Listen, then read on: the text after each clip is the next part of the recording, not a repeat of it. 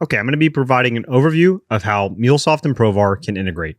Using this diagram as a guide, you'll see the many different ways that Provar can integrate with Mulesoft and the various systems that Mulesoft has connections with. The first example that we'll be illustrating is the concept of connecting to a database from Mulesoft and syncing that database info to Salesforce. So this would be the database to Salesforce integration. The way that this works in Provar is we'll have our database over here on the right-hand side, which syncs into Mulesoft, and then of course syncs the data from there to Salesforce. We of course has access directly to those database systems either through API connectors or direct SQL queries, and then we can also directly access the Salesforce orgs the data is residing on as well. So this gives us the capability to do the read before creation and the comparison read after the data has been synced. The second scenario involves API testing or directly reaching out to a Mulesoft API endpoint and validating the data. We can use this to create data on other systems or whatever that API is exposed through Mulesoft.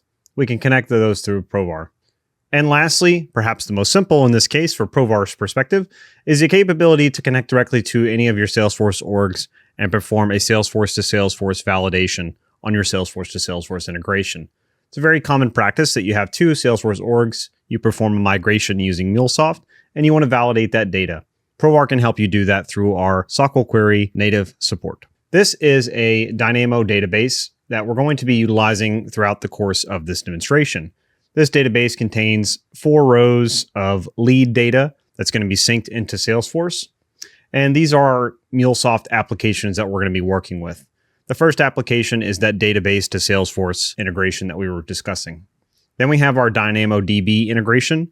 So this is interacting directly with the Dynamo database using API calls. Then we have our 2 Salesforce orgs to handle that migration from one org to the other. This is our Salesforce org that we're going to be operating in for the most part. You'll see currently we don't have any leads showing up in this existing view. Now, if we look in Provar, we have a couple of different things that we have set up to work with Mulesoft. If we go into our settings, we'll see where we have all of our various connections for our different systems that we're testing. In this case, we have 2 different web service connections. One is for that Dynamo database that we're interacting with to sync the data from the AWS Dynamo database to Salesforce. So this is actually going to sync the leads in those tables. And then we have our Mulesoft API, which is our Dynamo database integration application. So this is going to allow us to create, read, update, and delete leads inside of that database in Dynamo. This is obfuscated using an API, so we're able to interact directly with it here inside of Provar. And then we have our various different Salesforce connections that we've created. Any of these connections can be created in the Settings tab. If I add a new Settings connection here, we can select Salesforce connection, and then we can create a normal Salesforce connection, and then we can configure the authentication however we want, using username and password, OAuth, or log on as if we're utilizing an admin connection. We've done the same for a couple of other different orgs here, so we have a number of orgs to play with, but all of those have been created in the same way. For our API testing, we have a generic web service connection, and then you can create a REST or a SOAP connection. From there, you only need to configure the authentication type and the URL for those connections. For the time being, these URLs are not locked behind any authentication, just for demo purposes. So let's look at our first example where we're verifying the database to Salesforce integration. I'll go ahead and open up my test case here and see how we've constructed it. Essentially, we have our Salesforce connection, which is going to be launching into our Salesforce org, and then we have our different connections for interfacing with Mulesoft. We'll go ahead and launch Test Builder to take a look at this test case. We've also set a couple of breakpoints in this test so we can discuss what's happening. It'll pause at certain points in the execution. So we have all of our connections established initially. Again, connecting to Salesforce, connecting to our Mulesoft endpoints. And now we're going to be querying those Mulesoft leads just to verify that they're there. And also it's going to verify that those leads are there at the end of this test case, once the sync has happened. So this web request to the Mulesoft API will query the leads and then assert that those leads have been received here. So we'll go ahead and just step forward a couple of times because this will happen in the back end. But then we can take a look at it inside of Provar to see what's actually happened. So if we look at our variables here, we can see in our Mule response, we have 4 items. These are all the leads that have been pulled in from that Dynamo database. And our assertions have passed here, so everything looks good. The next thing is going to be actually creating those leads or syncing from the database into Salesforce. Go ahead and look at our leads tab, and currently we see that it's empty. We'll perform the sync, and then we have a sleep here that's basically just going to wait for a second, and then we should see those leads populate. Now, this has all been synced from that Dynamo database using that Mulesoft API endpoint. So then we can go in and verify each of these leads either through the UI directly in here using Test Builder, or as we've done it here in the back end. So I'll just resume it through where it's going to be performing SOQL queries for each row that we pulled in from the Mulesoft response and comparing it to what we expect it to be, and then deleting that row at the end. So we'll see we now have 3. Basically just doing a little bit of data cleanup along the way, using our inbuilt delete object step inside of Provar. So we'll see all 4 of those leads have now been deleted. So we've verified that the sync is working properly. We've compared all of the data line by line, and we've got rid of our test data at the end. The next example that we'll show is verifying a Salesforce to Salesforce integration. So if we go ahead and launch this here. In this example, we first have a read from our test data to validate all of the sync is happening properly from one Salesforce org to another. So this is actually happening automatically for us. So basically, as soon as a case record is created, we have a listener that's waiting for that to happen. And then as soon as that record gets created in Playground 1, it'll sync the process, the cases, into Playground 2. So what we will see is that there should be a case with the exact same subject in both orgs. So if we go to our second org here, we can go to our cases. And if we go to My Cases, we should be able to see that there's a check Mulesoft integration that was just created a minute ago. We can see that here. Now, if we go to our other org, we should go into cases and see the exact same subject case is there as well. So that integration is working properly. Now we just have a wait here to make sure that this is occurring in real time. So I'll go ahead and step through. Basically, we're just going to be performing a SOQL query to look for that case by the subject line. We're querying it, returning the row. And we're only syncing a single case, so it only loops one time.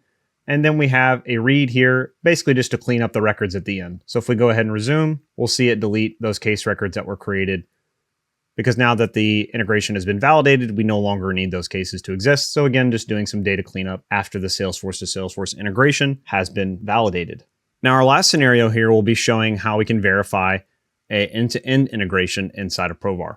This end-to-end integration involves interacting with Salesforce, our Mulesoft API, and our Dynamo database.